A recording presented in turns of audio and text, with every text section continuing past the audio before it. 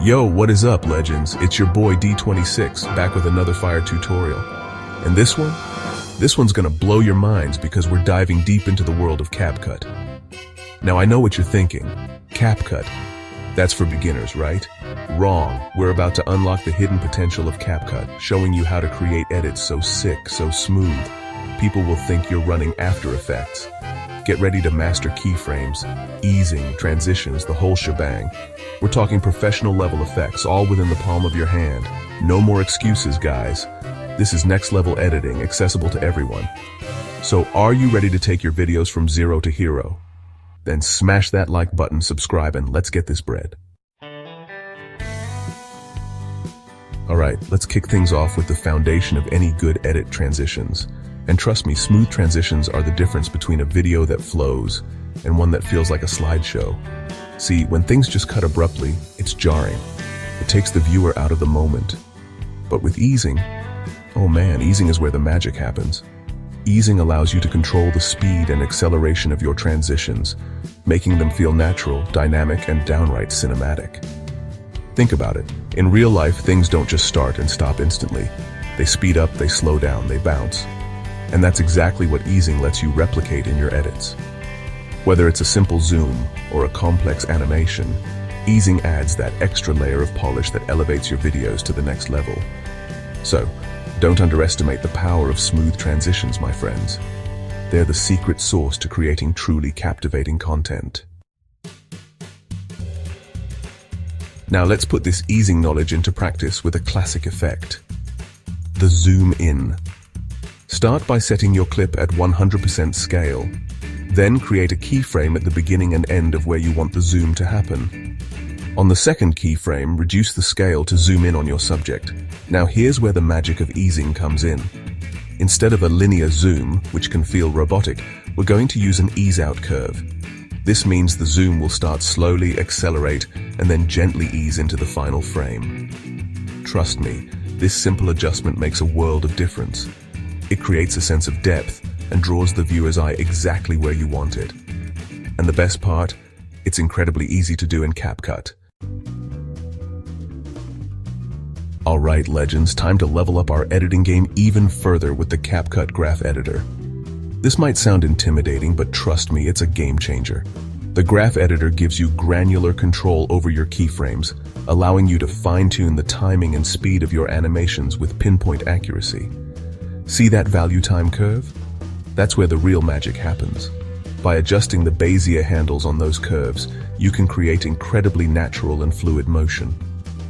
Want a slow in, fast out effect? Easy. Need something to bounce and settle? The Graph Editor's got you covered. This is where you can truly unleash your creativity and make your edits uniquely your own. Don't be afraid to experiment, play around with different curves, and see what kind of motion you can create.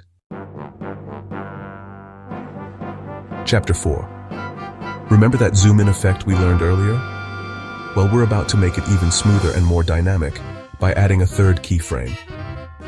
Instead of a straight zoom, we're going to create an arc-like movement.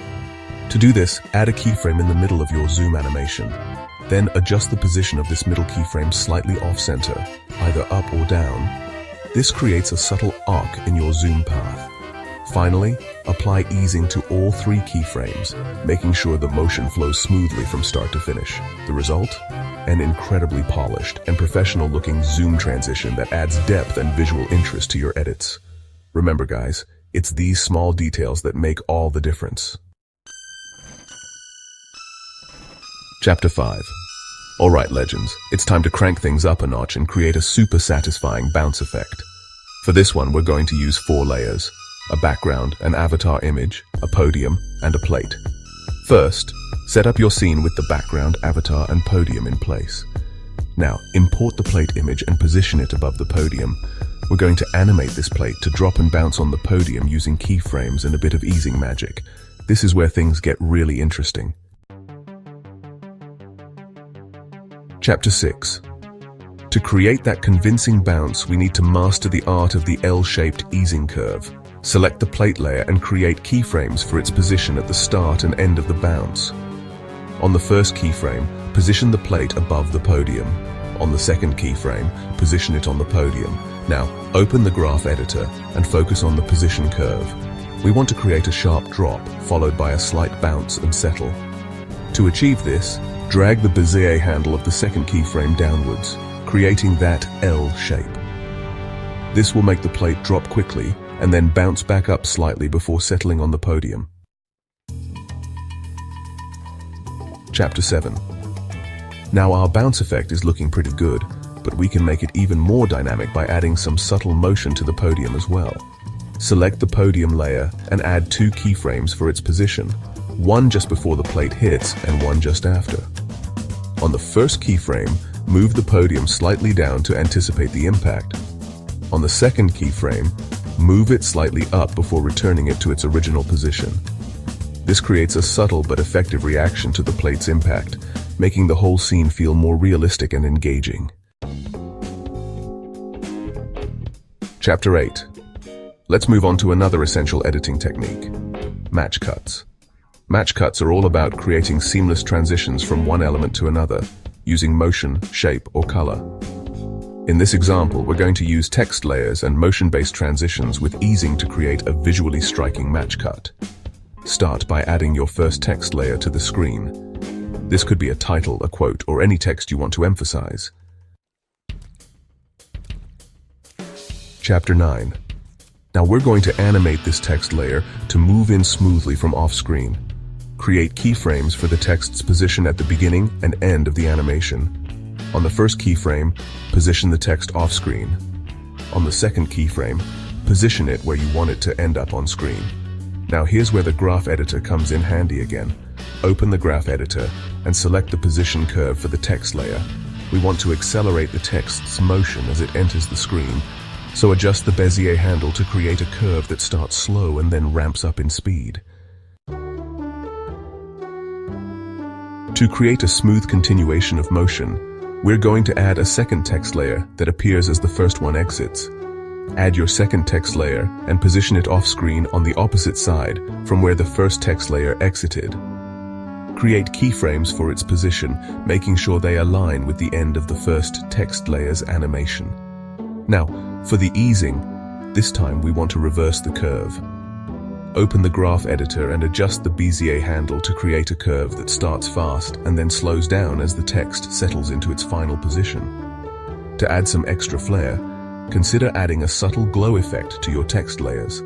This will make them pop off the screen and add a touch of visual interest. Now guys, I know we've covered a lot today and you might be thinking, this is amazing, but I don't have time to learn all these techniques. Well, fear not, my friends, because CapCut has a secret weapon, Auto AE. This revolutionary tool gives you access to a library of professionally designed After Effects style templates that you can apply to your videos with just a few taps. We're talking stunning transitions, dynamic text animations, and eye-catching effects, all ready to go in seconds. Auto AE is a game changer for anyone who wants to create professional-looking videos without spending hours learning complex software. Alright, legends, let's talk color correction. One of the keys to creating a cohesive and visually appealing video is to ensure your colors are consistent throughout. A pro tip here is to merge all the elements of a particular scene into a compound clip before you start color correcting. This ensures that any adjustments you make will be applied uniformly across all the layers, maintaining visual harmony. Now, when it comes to actually adjusting your colors, CapCut gives you a powerful set of tools to play with. Use curves to fine-tune the overall brightness and contrast of your image. Experiment with adjustment layers to target specific areas or colors within your frame. And don't underestimate the power of HSL controls to fine-tune the hue, saturation, and luminance of individual color channels. And there you have it, legends. We've covered a ton of ground today, from basic easing to advanced match cuts and color correction techniques. Remember, all the editing assets I used in this tutorial are available for you to download and practice with.